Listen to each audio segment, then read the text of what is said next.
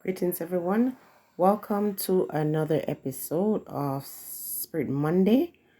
This week, we're going to talk about understanding the power that we hold and be in a state of mind where you say, if you're connected to Spirit, you must be able to manifest, truth, harmony, balance. You are powerful. And you shouldn't just be powerful in your words, but you should be able to speak the words and see them come to life. 1 Corinthians 2 verse 5 say that your faith shall not stand in the wisdom of men, but in the power of God. Who is your God? And how is your God manifested in your life daily? A wise man is strong, yea, a man of knowledge increases strength. So whatever you're doing, you should become stronger. You should see it, and others should see it too. King James, where the word of a king is, there is power. And who may say to him, what are you doing? Don't pay attention to people who are questioning what you know.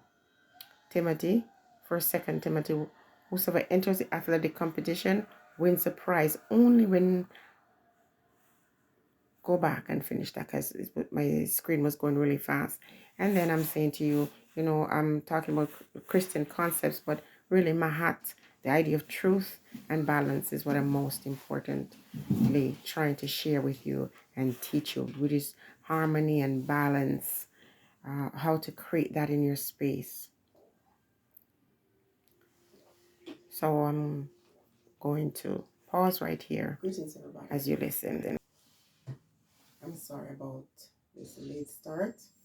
I had every intention of getting this video out to you first thing today, but right now things are very hectic, and so I'm just trying to honor that practice. But I had a 1 hour sort of lesson planned, and everything happened to prevent that from happening. But whenever I find I'm having so much trouble in delivering a message or a lesson, I start thinking that I have to push through it, because when there are these roadblocks or these stumbling blocks, usually it's something that you have to take care of, and someone is waiting for that message. So, I have my setup here. It's not the best. I'm hoping you can see. And again, I have to cut this short. I have my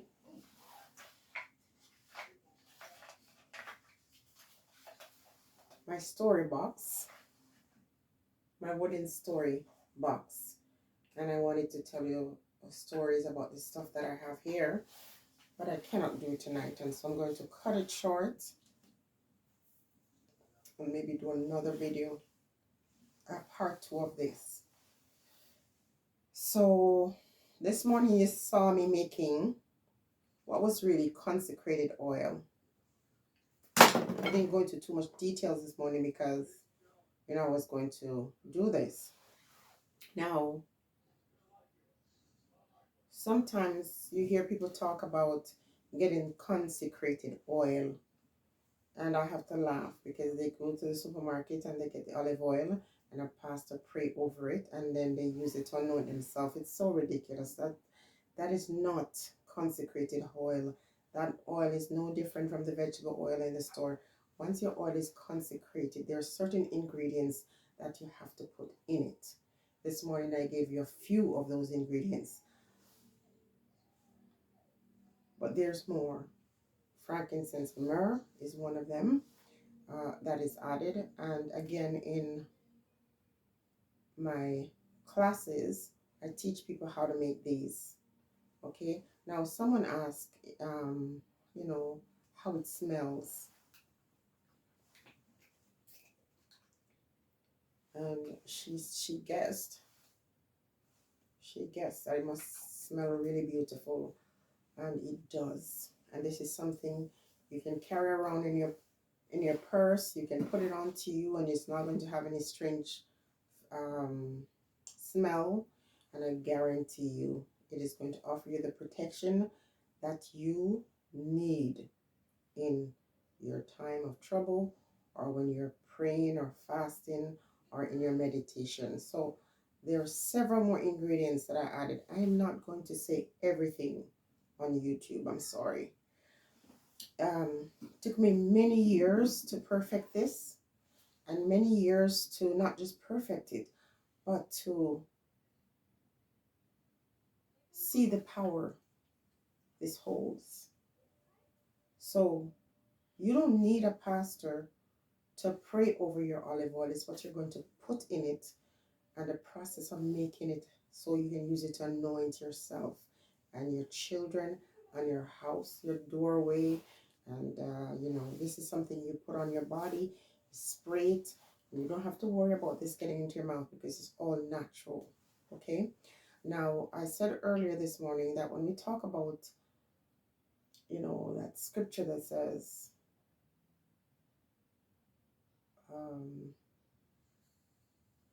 no weapons formed against me shall prosper. And the question I was saying, what is there to prevent it? And in this video, from the very beginning, I'm going to be dealing with some scriptures that confirm that there is power in us, there's power in our words. There are things in the Bible clearly stating how we need to protect ourselves and how we draw from the source, divine energy source, to heal ourselves, to bless ourselves, to increase in wealth and health and all of that.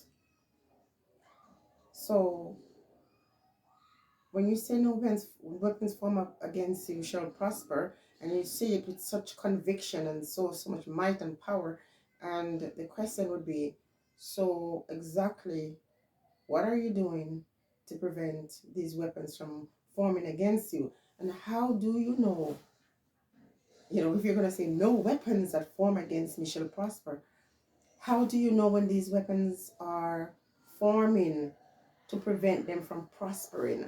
Now, we're not talking about EBGB and gibberish. I'm done with that. I'm going in search of truth. And when I seek power, not power for material possession alone, but for intellect, for wisdom and knowledge. And when I get wisdom and knowledge, I'm supposed to apply that to daily life. Now, I'm going to give you an example of how to determine if weapons are formed against you and what to do to prevent that from happening. Now, over here, I'm going to show you 3 lemons. Okay? I hope you can see. I want you to take a good look at this one. How would you describe this? Now, I had to do something to preserve it in this state, because since I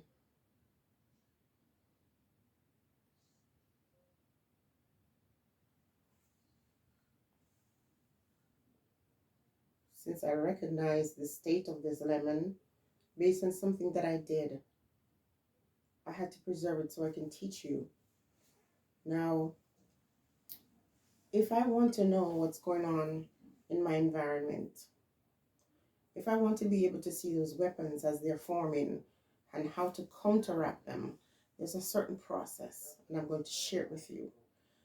I'm not going to tell you everything, but I'm going to share what I feel comfortable sharing with you in this atmosphere. Before I get into that, over here I have some salts, different kinds of salt. This is not a salt that you use to cook. So a lot of times we hear about the pink salt, the pink Himalayan salt. We hear about the sea salt. We hear about all kinds of salt nowadays that people use to cook. But there are other salts that we don't use to cook. But these salts will help you to figure out what's happening in your life and to help you to counteract some of the negativity or negative energies that are around you. Now, if any of you recognize this salt, in the comment section, I want you to tell me what it is. But this is also a very powerful salt that is used to remove negativity. This salt will help you to see exactly those weapons that are being formed in the atmosphere. Now, there's a lady that told me she was going through some problems, and I had a Zoom class with her, and I know you, if you're still watching, you probably recognize this. I know I'm talking about you, and you were in that little office space, and we were talking. And lady, if you ever see or knew what I saw, it was scary. It took everything in me to hold my peace. Now I went out and I got this to give to you, but you stood in your own way of breakthrough. This is what you needed to put around your property so your enemies could go away, but you never got it. That's what happens. Sometimes we block our own blessing. And this salt, same way, you figure it out. It helps you see those weapons as they're forming. Now let's take a look at this one. Give an example. This lemon is rotten, but not as bad as this one. And how or what did I do?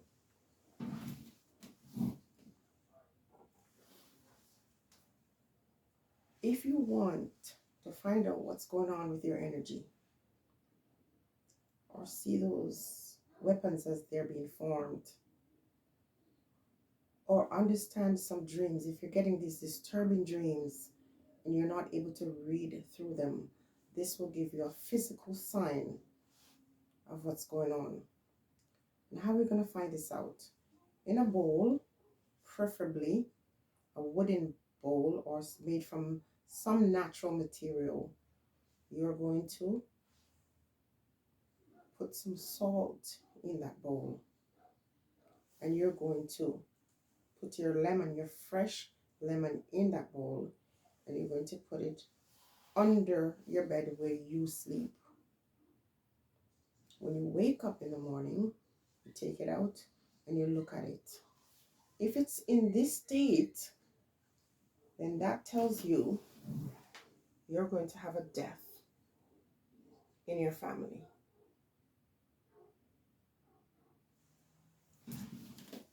The lemon would have rotted overnight.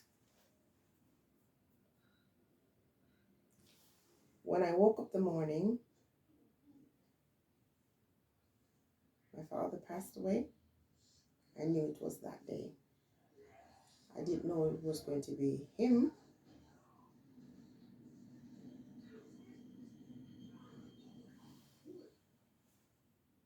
I couldn't be 100% sure, not because he's old, but the dreams were lining up, aligning themselves, and the lemon overnight in that salt spoke.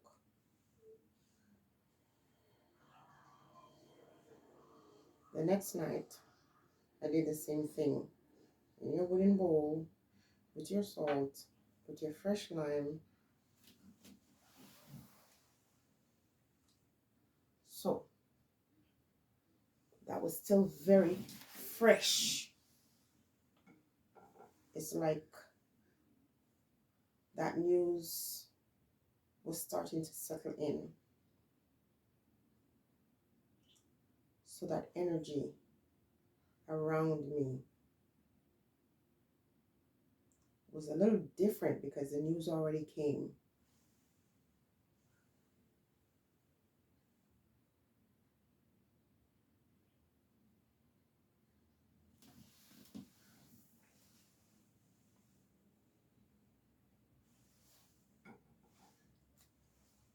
And this was last night.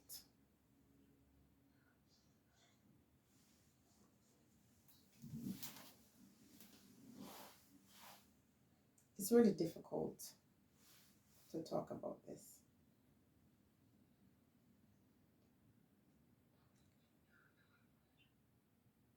So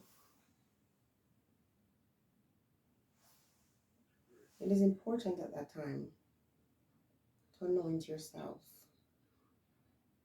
to get to prayer and fast, not just to prepare yourself for that news,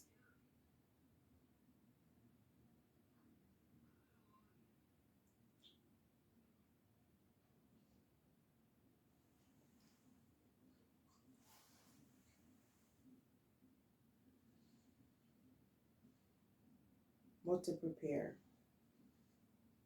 And in another video, I'll explain that to you. So the night before, fresh lemon, rot, completely rotted. And the day after, just a residue of that, pretty much like that bridge that was crumbling, that structure that once existed no longer is around. And I guess as I heal,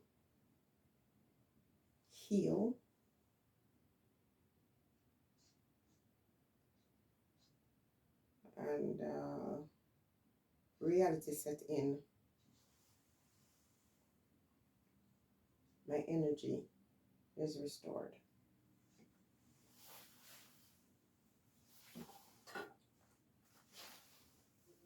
At this point, it's important for me to start using my frankincense and myrrh. And frankincense and myrrh, you can boil this, you can burn it. There's so many different ways you can use this. And like I say, in another video, I'm going to have to go into more detail. So I usually crush frankincense and myrrh, mix it in here, use my pound, and apply oils to anoint myself, to add to my bath water, to use in my environment. Now, some of you, when you're saying all these things about weapons forming against you will not prosper, and you're not doing anything. You don't even understand how important balance is, how to create balance, and how to restore order to your life. So you say the thing, but you don't quite understand what you're talking about. And some of you are interested to figure it out and to apply this daily to your life. And when you start doing that, you will start seeing changes.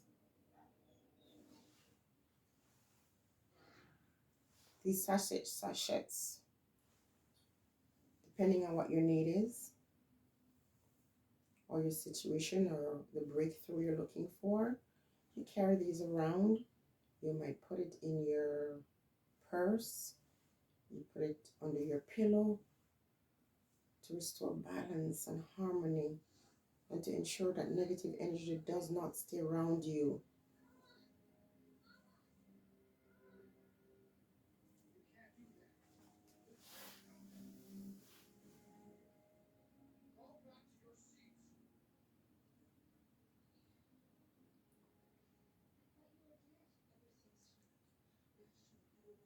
If you know, you know.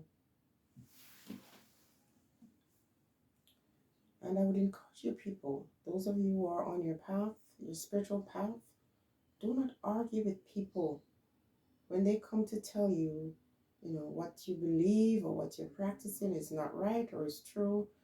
Do not argue with these ones. Because if you're on your own path and you know what you know and it's working for you, you're not going to argue with anybody about what they say or think.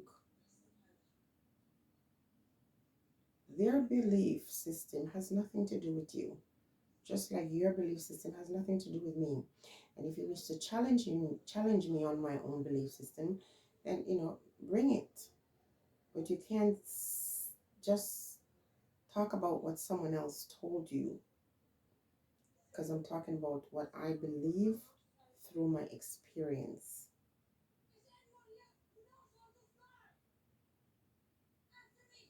It's all about nature. Everything natural in its original state. The plant and the herbs hold vibration, an energy form that teaches us how to break free, how to manifest. Now I know I was supposed to do the money, how to manifest money video, and then things just turned upside down, and I'm still going to give you some examples of how you can do that. Guaranteed to change your life financially. Some of this is going to be done privately, but once in a while I'll share little tips, because there are many different ways how to do that. Now, some of the oils that we use to anoint ourselves to attract love or to attract money, they're kept in or preserved in jars, and the jars are all different. This, for example, is red. If you're looking for peace and tranquility, this is a jar that you would not store your oil. This invites love and attracting positive things in your life. And this red jar,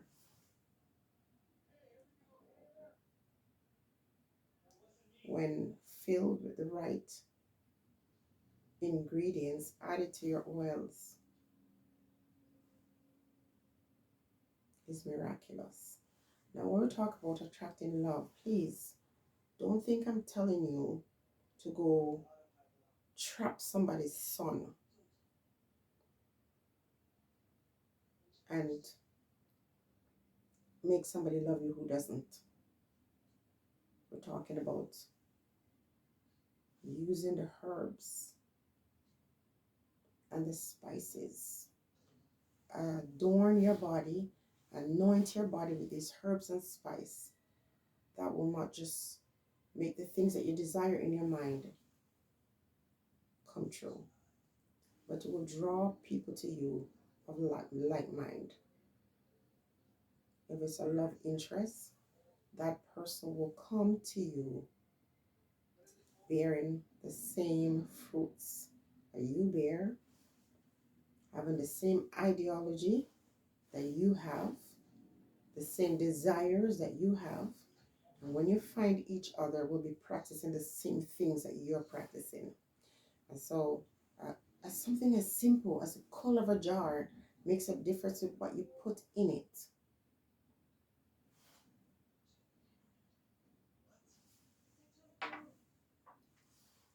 Some are in oils, others in forms where you burn it.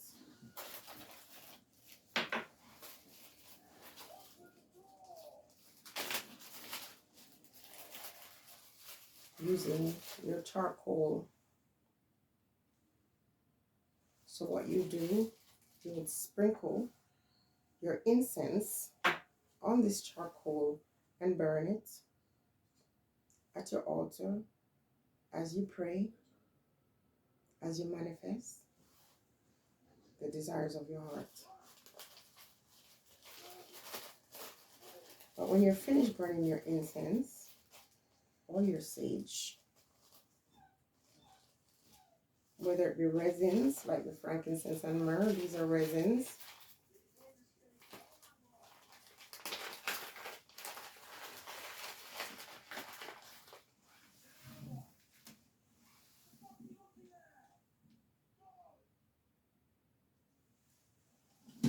So these are like crystals. and you burn these, or it could be your stick incense. The ones you always see me burning. I was burning one earlier. These ones on the stick. When you burn these frankincense and myrrh on this, when you're done, you're not going to throw away the ash, because the ash itself can be used to make something that also helps you to break any weapons that's formed against you. So tonight we talk about the salts, the different kinds of salt. This actually comes from Asia. It can be found in Africa as well. This one is from France. And the joke about the whole thing is all these other nations learned at the feet of our forefathers.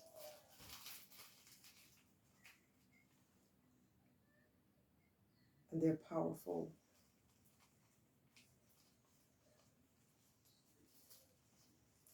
You don't recognize it. Like I said to you, with the stuff that is in the church, you don't recognize it. Have you ever gotten a job, for example? You started a new job. You went for an interview with a company that you didn't really know much about. You did your research when you decided to go and work for them before your interview. And then after you got hired, all of a sudden, every ad on the TV, every time a bus passed with an ad on the side of it, or if you go to the subway, there's a big photograph of that company or some ad related to that company, you start noticing it. And you never noticed it before, because when you get the job, all of a sudden, the scale from your eye fall off and you become more awakened to that company, you start noticing it. The same thing is true with discernment and spiritual practice. The more you engage in it, the more your eyes are opened, you become more awakened, and you see things that the average person wouldn't see. There are times when I'm watching a movie and just a symbol is put somewhere quick like this, seconds, and it's gone, and the average person wouldn't recognize it. A symbol, a sign of what these individuals believe in and their practice. So the next time you decide to say no weapons formed against me shall prosper, ask yourself, how do you know when these weapons are being formed? And how or what do you do to ensure that they don't prosper? So when I saw this, the Spirit confirmed to me what it meant. Because like I said, in the very early morning, I wasn't sure what that meant. I couldn't say it's going to be this or that. I have to start praying for my family. That's when you get up and you start praying, because you know that this means death. You can't assume it's the old person in your family. You start praying, you start anointing your body, and you start praying for your family, your husband and your children. Start asking for divine protection.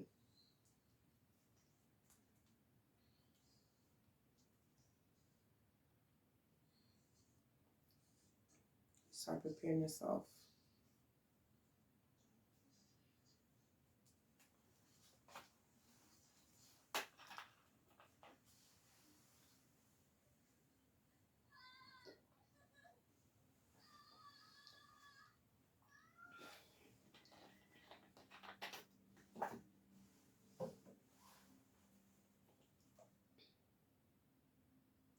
The Lord is my shepherd, I shall not want. He maketh me to lie down in green pasture, to restore my soul. Lead me in the path of righteousness for his name's sake. Yea, though I walk through the valley of the shadow of death, I will fear no evil, for thou art with me. Spirit is always with me. Thy rod and thy staff, they comfort me. Thy rod and thy staff, that's the protective tools. Thou preparest a table before me in the presence of my enemies. Thou anointest my head with oil. My cup runneth over. Surely goodness and mercy shall follow me. Because your head is anointed with oil, Goodness and mercy shall follow me all the days of my life, and I will dwell in the house of the Lord, staying spiritually connected all the days of my life.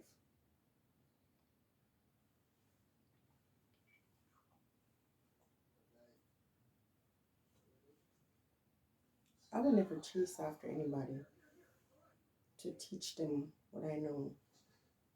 They have to chase after me. I will go and share a story or a dream.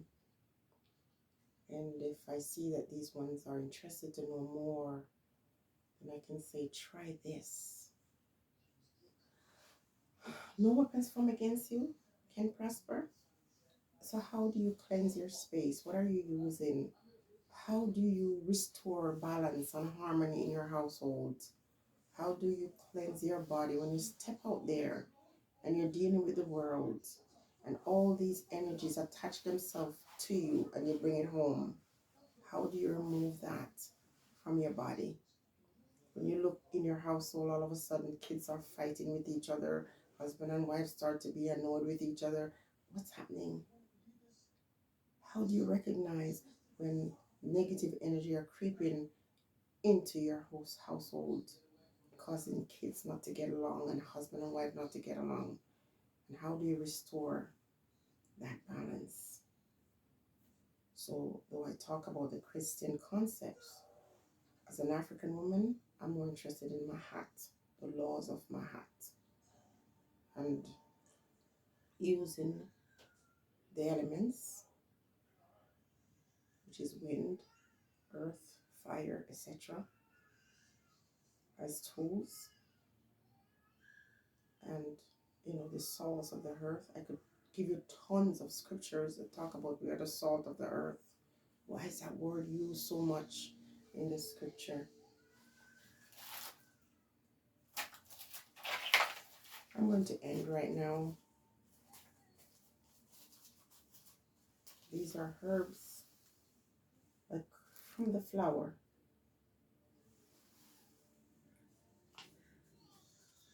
With specific use.